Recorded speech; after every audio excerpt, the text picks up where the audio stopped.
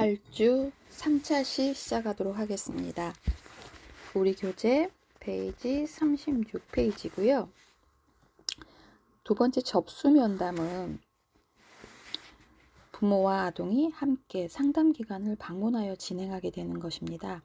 아동과 부모가 상담 기관에 도착을 하면 아동이 환영받고 존중받는다는 느낌을 가질 수 있도록 하는 것이 중요하다고 합니다.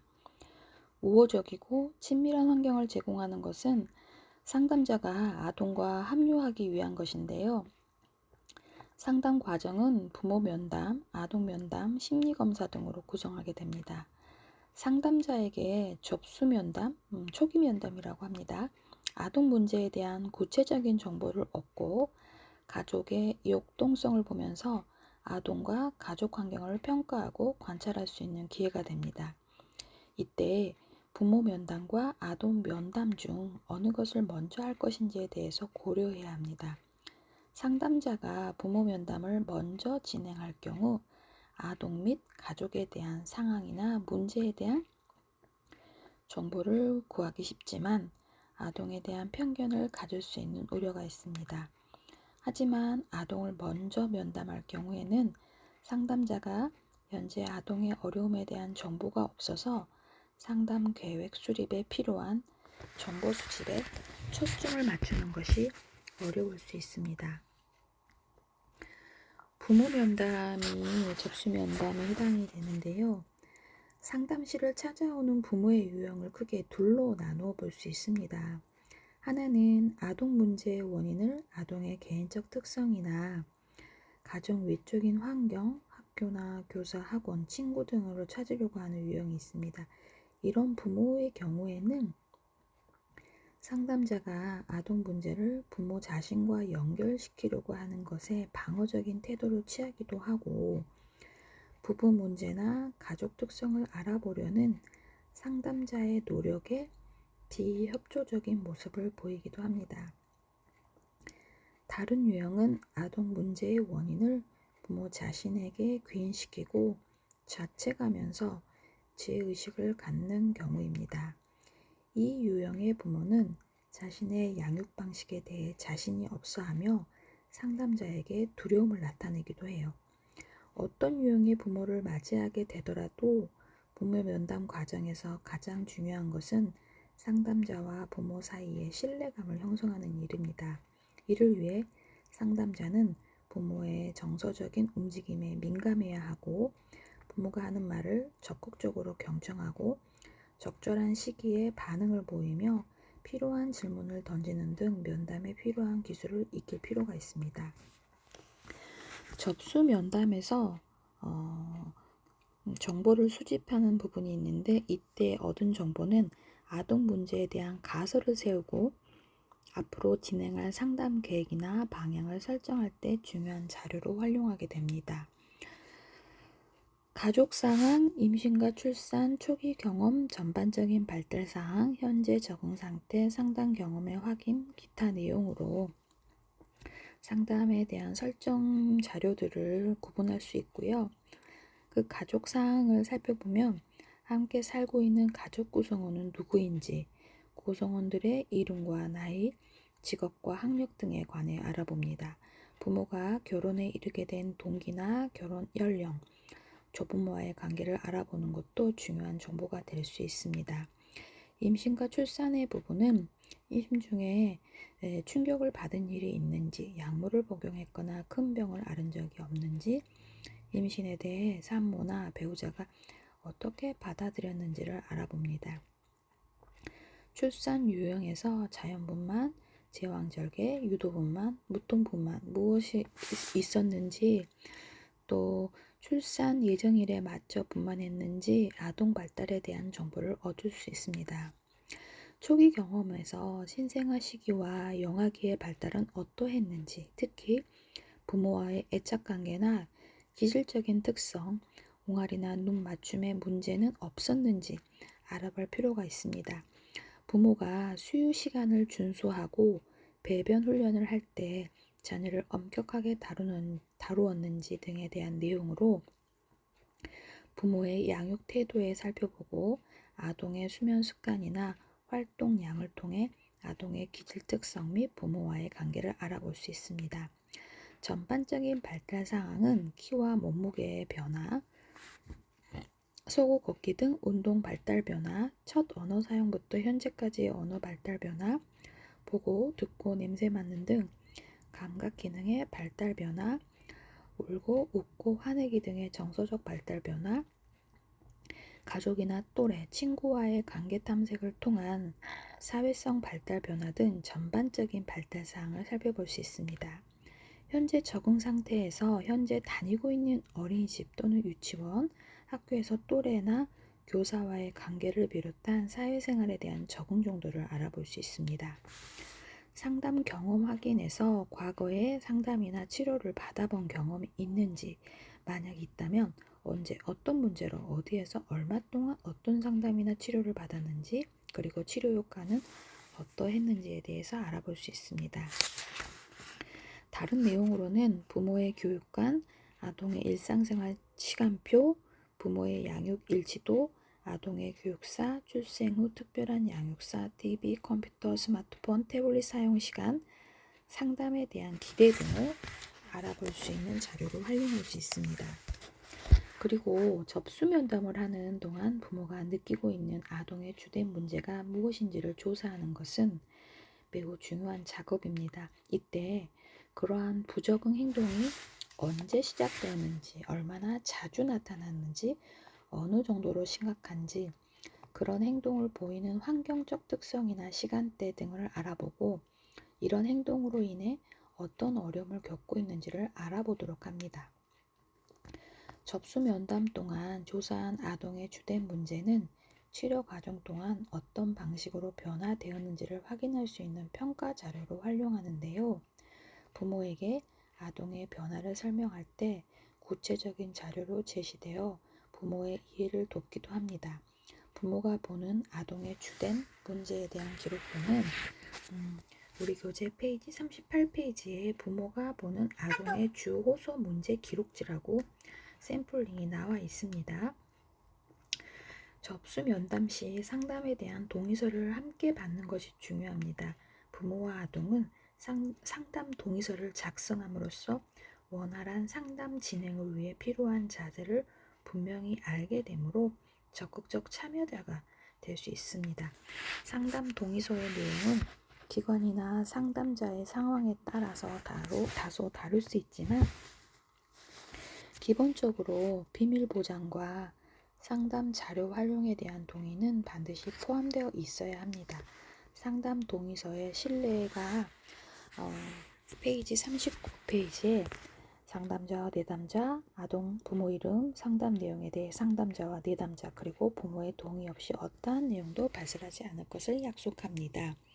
이러한 내담자와 상담자에 대한 그런 내용에 대한 약속, 이런 상담 일자, 내담자, 보호자, 내담자 아동과의 관계인 상담자 이렇게 도장 사인을 찍을 수 있는 상담 동의서가 페이지 39페이지에 상담 동의서가 샘플링 되어 있고요.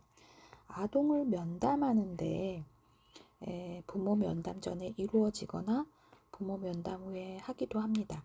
일반적으로 아동 면담은 부모 면담을 통해서 아동에 대한 개략적인 정보를 얻고 난 후에 진행되며 아동에 관한 추가 정보나 좀 더 구체적이고 자세한 정보를 얻기 위해 심리검사를 실시하기도 합니다. 면담 환경은 면담의 효과성에 영향을 미치므로 중요합니다. 예를 들면 아동과 초기 면담을 진행하는 상담실에 너무 여러 종류의 많은 장난감이나 물건들이 여기저기 흩어져 있다면 자신의 흥미를 끄는 물건에 집중하기 하는데 아동의 주의가 쉽게 분산되고 상담자의 상호작용을 방해할 수 있겠지요. 특히 주의력 결핍, 과잉 행동 문제에 어려움을 겪고 있는 아동이라면 색이나 조명, 소리에 의해서 쉽게 흥분하고 주의가 분산될 수 있습니다. 이런 부분들을 고려해야 할 필요가 있습니다. 상담자의 장신구, 화장, 옷차림도 영향을 받을 수 있으므로 유의해야 합니다. 아동과 상담자의 위치도 상담 분위기에 영향을 미치는 중요한 요소인데요. 책상과 의자를 배치할 때는 마주보는 형태보다는 책상 모퉁이를 이용해서 의자를 놓는 것이 면담을 위한 가장 효과적인 좌석 배치입니다. 또한 아동 면담 형태는 아동의 생활 연령이나 발달 연령에 따라 달라지는데, 아동이 어릴수록 면담 시 사용하는 용어나 도구에 대해 더욱 세심하게 준비해야 합니다. 그리고 상담자를 소개하면서 낯선 장소에서 낯선 상담자를 만나게 되는 아동의 두려움을 다루어 주어야 하는 부분입니다.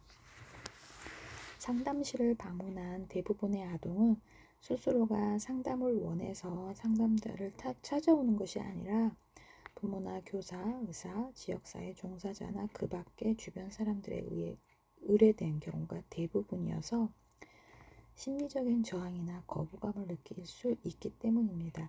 상담자는 자신의 역할이 아동을 도와주려는 것이지 야단치거나 벌을 주는 것이 아니라는 사실을 아동에게 알려주어야 합니다.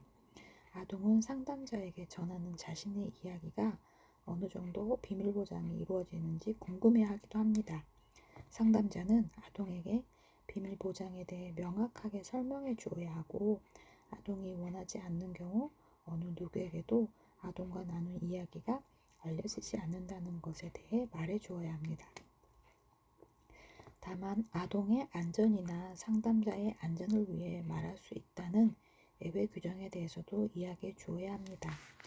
만약 예외 규정의 상황이 발생한다면 아동에게 미리 이야기해 줄 것이라는 것을 분명하게 말해 주어야 한다고 해요. 접수 상담을 하기 전에 부모가 아동에게 상담에 대해 이야기하는 방법에 대해서 샘플링이 나와 있는데 들려드릴게요. 요즘 우리 모두 힘들지. 그동안 문제를 해결하려고 노력했지만 잘 안 되었어. 그래서 이런 문제를 잘 다루고 해결할 수 있는 선생님이 도움이 필요하다고 생각해. 그래서 내일 선생님을 만나러 갈 거야. 그곳에 가서 엄마와 아빠는 선생님과 만나서 지금 우리가 겪고 있는 어려움에 대해 말할 거야. 그리고 너도 선생님과 만나서 이야기나 놀이를 할 거야. 그리고 나서 선생님과 함께 우리에게 가장 도움이 되는 방법을 찾아볼 거야. 이렇게 부모가 아동에게 상담하는 것에 대해서 사전 안내를 하라고 샘플링 되어 있네요. 또 어떠한 경우에 상담이 필요한 것인지 아동에게 이야기하는 방법도 구어체로 안내가 되어 있어요. 들려드릴게요. 어떤 아이들은 다른 아이들에 비해 부끄러움이 많고, 어떤 아이들은 친구들과 자주 싸우고, 어떤 아이들은 신경질이나 짜증을 많이 부리기도 하지. 바로 이런 것들이 아이들이 느끼는 걱정거리야. 그런 걱정들은 그 아이를 울게 하고 누군가를 때리고 때로는 혼자가 되게 해. 그런 어려움을 갖고 있다는 것은 굉장히 어려운 일이고 자신을 괴롭히는 일이야. 그렇지만 아이들은 대개 그런 문제가 왜 생겼는지 알지 못하거든. 그래서 그 문제를 해결할 수 없단다. 바로 그럴 때 도움이 필요해. 라고 아동에게 이해하는 방법을 교재가 친절하게 안내했네요. 아동에 대한 심리평가는 아동에게 나타나는 문제의 상태와 원인, 그리고 현재의 심리 상태를 빠른 시간 안에 파악하기 위해 실시하게 됩니다.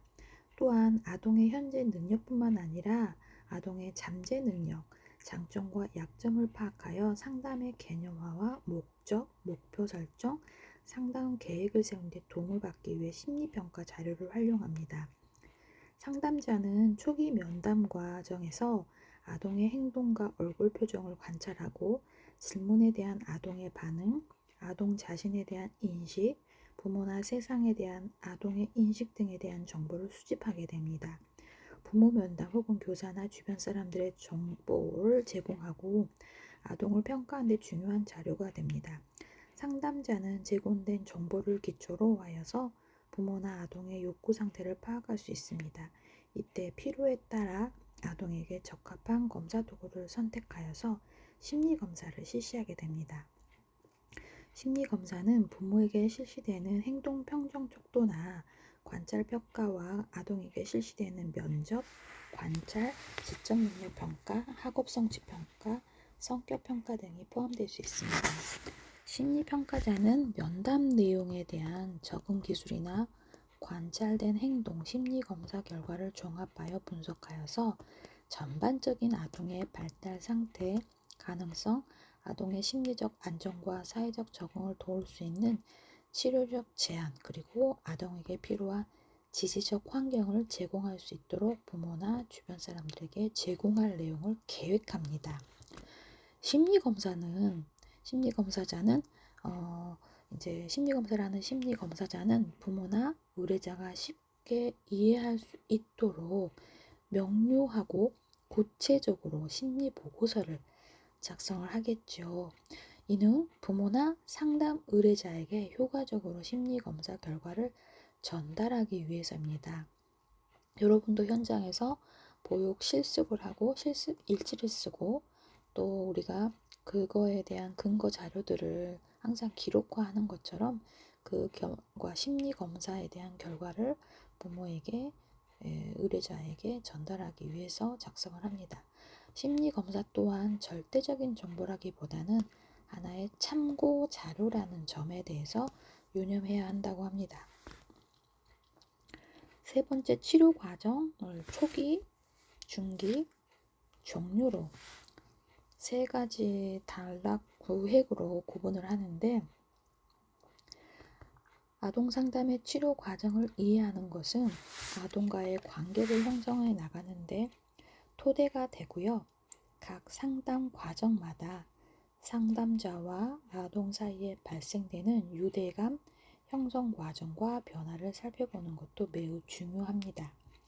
만약 상담자가 각 단계에서 아동에게 적절한 반응을 보이지 못할 경우 각 단계에 도달하는 것은 불가능한 것이고 따라서 치료의 효과를 거두기 힘듭니다.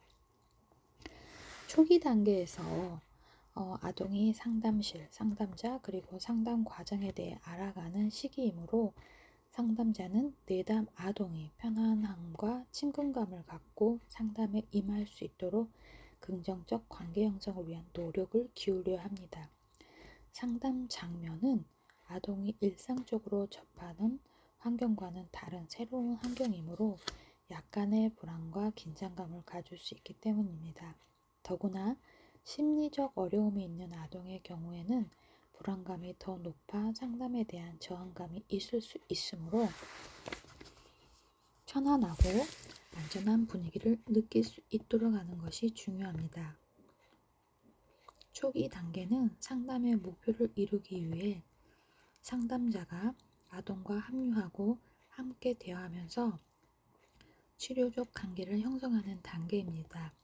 치료적 관계를 형성하기 위해 상담자는 아동이 표현하는 내적, 외적 이야기를 주의 깊게 듣고 자유롭게 말할 수 있는 허용적인 분위기를 마련해 주어야 합니다. 또한 아동이 존중받고 있다고 느끼는 자유로움, 또 처벌이나 보복의 두려움 없이 자신의 내부 세계를 충분히 표현할 수 있어야 한다고 해요. 이러한 환경은 아동이 마음의 문을 열어서 자신의 문제를 표현하고 통찰하며 해결해 나갈 수 있도록 돕게 합니다. 아동이 상담자와의 관계에서 느끼는 수용, 지지, 격려 등은 스스로의 고통에 직면해 나갈 수 있는 힘의 내적 근원이 되고 상담에 대한 거부감 없이 자기 인식, 자기 탐색, 자기 노출을 할 수 있는 용기를 갖게 하기 때문입니다. 또한 아동과의 관계 형성에 있어서 무엇보다 중요한 점은 아동과의 상호작용 시 아동에게 초점을 맞추는 것, 아동이 안전함과 편안함을 얻을 수 있도록 배려하고 보살피는 것, 아동을 존중하며 적절한 신체적 접촉을 사용하고 아동의 은유와 상징을 이해하는 것입니다. 초기 단계에서는 상담자는 아동의 전반적인 발달 상태를 고려하여 상담실에서 어떤 과정이 진행되는지를 안내해야 합니다. 우선 상담실이 아동을 위한 방으로 아동이 원하는 것은 무엇이든 할 수 있다는 것을 말해주고요. 제한점에 대해서 미리 다 설명해 주지 않고 몇 가지 유의해야 할 사항이 있으나 천천히 알려주겠다고 말해두는 것은 바람직하다고 합니다. 상담실 구성은 놀이치료를 위한 구성이 아니더라도 연령이나 발달 수준을 고려하여 몇 가지 장난감을 준비해 두는 것이 좋다고 해요. 교재에서는 장난감이라고 했는데 제가 예전에 원장 연수를 갔다가 되게 유명한 그 서울대 소아정신과 선생님께서 아이들의 놀이가 장난으로 보이십니까? 하고 갑자기 막 화를 내시는 거예요. 장난이라는 단어는 약간 조금 저급한 표현일 때 장난친다, 장난치지 마 이렇게 하기 때문에 아이들의 놀이에 대한 높이 평가하는 부분에서 우리가 조금 더 유아 교육학자, 유아 교육하는 사람으로서 장난감이라기보다는 놀잇감이라는 표현을 쓰자라는 표현을 하셨거든요. 그래서 저도 그때 이후로 장난감이라는 단어보다는 놀잇감으로 좀 단어를 정정하는 부분이 있는데 교재에서 장난감을 준비해 두는 것이 좋다라고 했는데 놀잇감으로 여러분한테 안내를 합니다. 아동에게 상담실에 놓여 있는 친근한 놀잇감은 아동의 호기심과 탐색 욕구를 자극하여 흥미로움을 더해줄 뿐만 아니라 덜 위협적으로 느껴지기 때문이라고 해요. 중기에서는 상담의 중기 단계는 상담 과정의 대부분을 차지하는 기간으로 초기 단계가 끝나는 시기부터 시작해서 상담 목표가 어느 정도 달성될 때까지의 전 과정을 말한다고 해요. 아동은 자신의 고통을 드러내기에 충분히 안전하다고 느끼게 되는 시점부터 실질적인 치료적 단계를 시작하게 됩니다. 이 시점부터 아동은 본격적으로 상담 과정 중에 자신이 가지고 있는 상처, 고통, 투쟁, 공포 등에 대해서 드러내면서 자신의 감정을 제어할 수 없는 것에 두려움을 느끼기도 해요.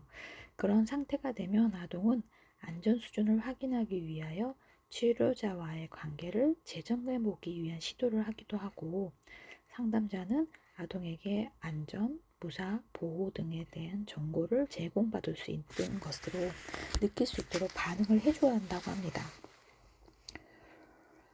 안전하다 이런 느낌을 받을 수 있다는 거에 대해서 반응을 자꾸 스킨십이라든지 눈으로라든지 제스처라든지 이런 부분들을 해줘야 된다는 것이죠.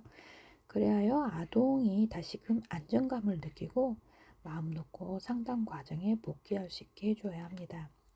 이런 과정을 반복하면서 아동은 마침내 자신에게 일어났던 심리적 상처와 고통에 직면할 수 있게 되고 스스로 치유하는 힘을 얻게 됩니다.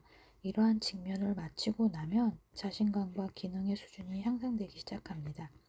이제는 아동을 힘들게 했던 문제가 더 이상 괴로움을 주지 못하기 때문에 내면화된 권위감과 자아가치로 정체성을 향상시킬 수 있게 되어서 치료적 효과가 극대화되기도 합니다. 중기 단계에서는 아동이 자신의 문제를 드러내면서 심리적, 행동적으로 퇴행을 보이기도 한다고 해요. 이러한 퇴행 행동은 치료적 과정 중에 종종 드러나기 때문에 부모로부터 힘들게 하거나 외부 활동의 문제 행동을 더 극적으로 나타내기도 한다고 합니다. 치료적 퇴행의 의미와 필요성에 대해서 부모 교육을 실시하고 이러한 어려움을 극복할 수 있도록 부모를 심리적으로 지지하고 적절한 대처 기술을 교육하는 단계이기도 합니다. 종료 단계를 마지막으로 설명하면 상담 말기에 이르게 되면 아동이 가지고 있던 어려운 문제가 해결되면서 자아 존중감이 높아진다고 해요. 아동은 현실에 적극적으로 대처해 나가면 자신의 문제도 있는 그대로 수용할 수 있는 자신감을 회복하게 됩니다. 이 단계에서 상담 목표가 어느 정도 달성되었는지를 검토해보고 필요하다면 목표를 수정하거나 새로운 목표를 설정할 수 있습니다. 아동의 현실에 대한 적응 기술을 길러주는 교육 프로그램을 함께 사용하는 것이 좋고 상담을 통해 아동이 가지고 있던 문제가 해결되고 자존감과 자신감을 회복했더라도 실질적으로 사회 적응 능력이나 일상생활에 필요한 자조 기술이 떨어진다면 상담이 끝나고 가정이나 유치원에서 또 학교에서 돌아왔을 때 다시 부적응 행동을 야기할 수 있다고 해요. 그래서 상담 말기에는 아동의 필요에 맞춰서 사회성 훈련 프로그램이나 기본생활 습관을 익히는 프로그램, 기초학습 프로그램, 그런 것들을 운영해서 사회 적응을 준비하는 단계라고 합니다.